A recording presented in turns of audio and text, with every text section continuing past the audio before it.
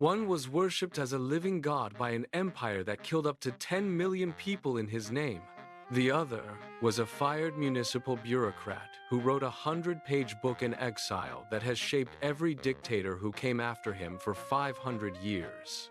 Neither one ever lifted a hand to kill another human being. Both have body counts attributed to them that climb into the millions when you measure the damage by the rules they wrote and the ranks they held.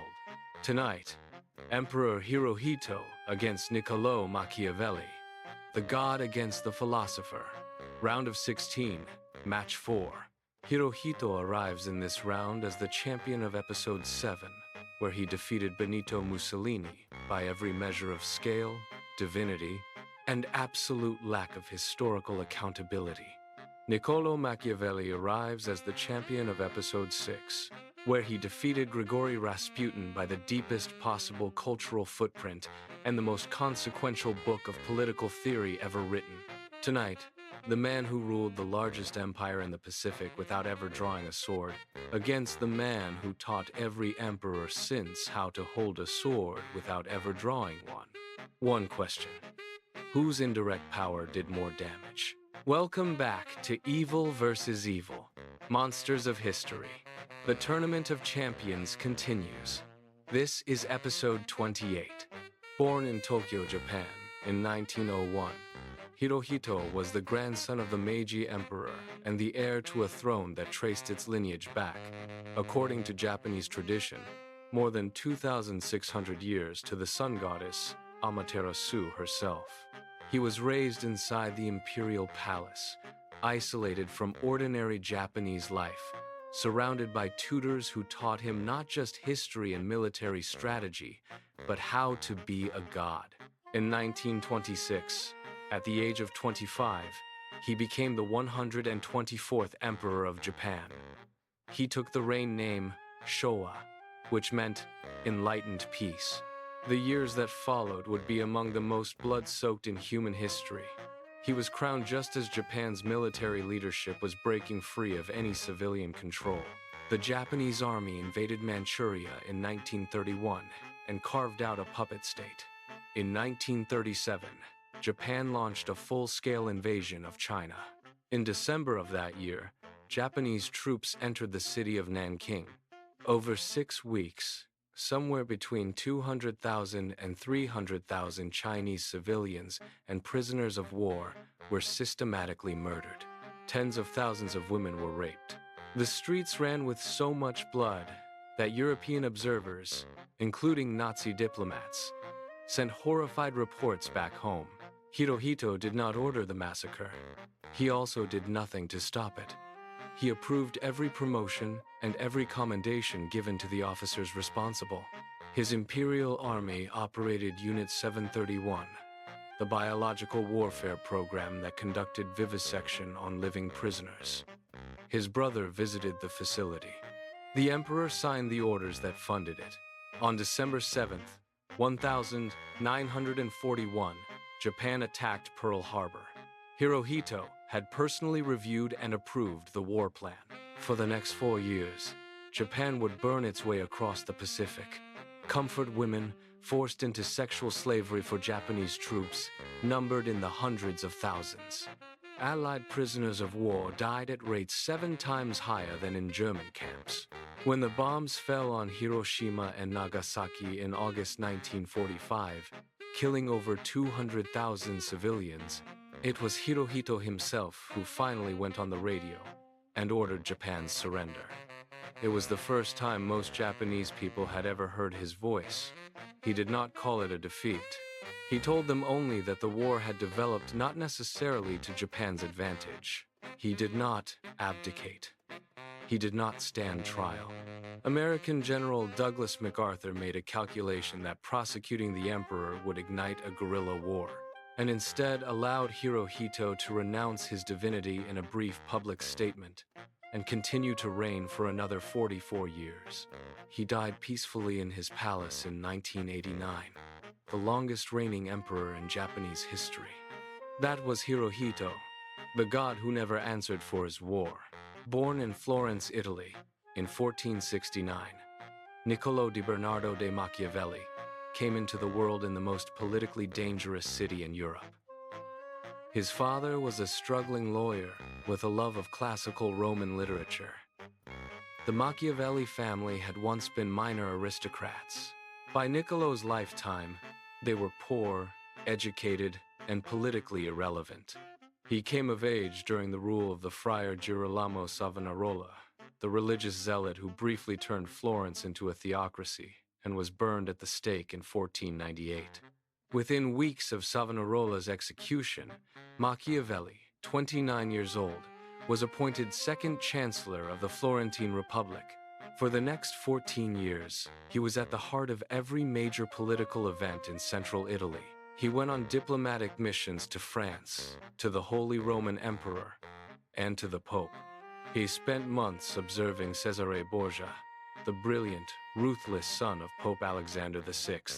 Machiavelli watched Borgia bribe, betray, murder, and conquer his way through one Italian city after another. He took notes the entire time. In 1512, the Medici family returned to power in Florence with the backing of Spanish troops. The Republic fell.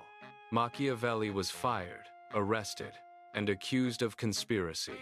He was tortured on the strappado, a rope torture in which the victim's hands are tied behind his back and he is dropped from a height, dislocating both shoulders.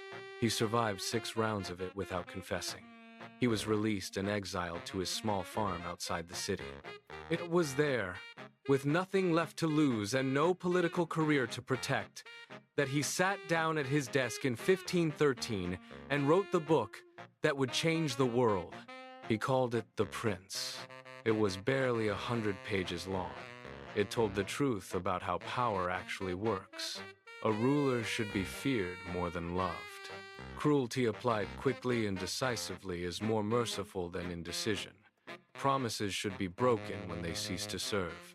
In the most famous line of all, it is better to be feared than loved, if you cannot be both. He sent the book to the Medici, hoping for a job. They never gave him one. He died in 1527, in obscurity. Within 100 years, his name was an adjective in every European language. Machiavellian. That was Niccolò Machiavelli, the man who never killed anyone, and who taught everyone how. Now let us put these 2 indirect killers side by side in the round of 16. Category 1. Body count attributable. Hirohito's empire is responsible for between 3 million and 10 million civilian deaths across Asia during his reign, plus the destruction of dozens of cities. Machiavelli has no direct body count, but his book has been openly cited by tyrants from Napoleon to Stalin to Henry Kissinger as their operating manual for state violence. If you count even 1% of the violence Machiavellian rulers have committed across 5 centuries as his moral responsibility, his number climbs into the millions. The edge in direct attributable death is Hirohito.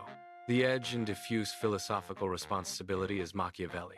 Category 2. Method of power. Hirohito ruled by being. He did not give orders so much as approve them. His silence was law. Machiavelli ruled, posthumously, by being read. His sentences arranged themselves in the minds of every dictator who picked up his book. The edge in personal authority is Hirohito.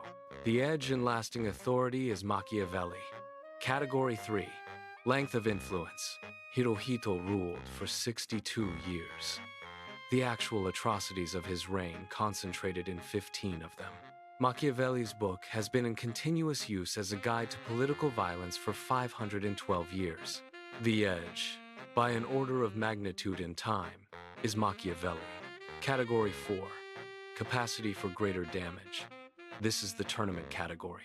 Hirohito operated at the ceiling of Imperial Japan. He could not have done more without winning the war he started. He lost. Machiavelli's reach is still expanding. Every time a new authoritarian leader reads The Prince and applies its lessons, his body count grows. He may not be done. The edge in unrealized capacity, surprisingly, is Machiavelli. Category 5. Cultural staying power. Hirohito is remembered in Japan as a complex national figure. Outside Japan, he is largely forgotten by ordinary viewers of history. Machiavelli is required reading in every political science department on Earth.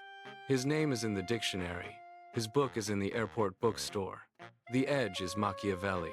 So the categories split 3-2 in favor of Machiavelli. The first upset of the Tournament of Champions has arrived.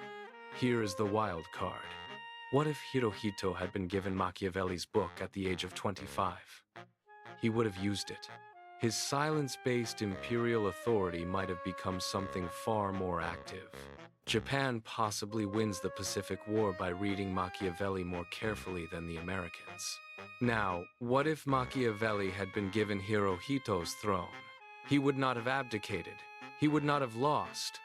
He would have ruled the largest empire in Asia, not as a god, but as an emperor in the Roman tradition, and he would have died with that empire intact. Each man's evil was a function of how directly he held power. The closer to the throne, the less effective the ideas. The further from the throne, the longer the ideas survive. The verdict. Niccolò Machiavelli advances. Emperor Hirohito is eliminated from the bracket. The decision comes down to the wildcard framing of this tournament. We are looking for the figure capable of doing the most damage to humanity, not just the figure who occupied the highest throne. Hirohito's damage stopped in 1945. Machiavelli's damage is ongoing. Every dictator currently in power on Earth has either read The Prince or is governed by people who have. Hirohito's empire is gone. Machiavelli's empire is still expanding. But here is the part that should disturb you. Hirohito died in his bed, mourned as a national symbol. His reign treated as a complicated chapter of 20th century history.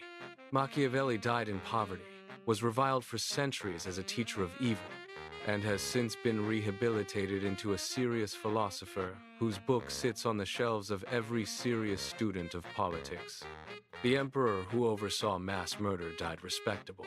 The exiled clerk who wrote about how to commit it became respectable centuries later. Both men are honored. Neither one has ever been held to account. Hirohito was the god. Machiavelli was the manual. Niccolò Machiavelli moves on to the quarterfinals. Emperor Hirohito is eliminated from the Tournament of Champions. Next episode. Julius Caesar against Queen Mary I of England. Two sovereigns from 2,000 years apart, fighting to advance. Round of 16, match 5.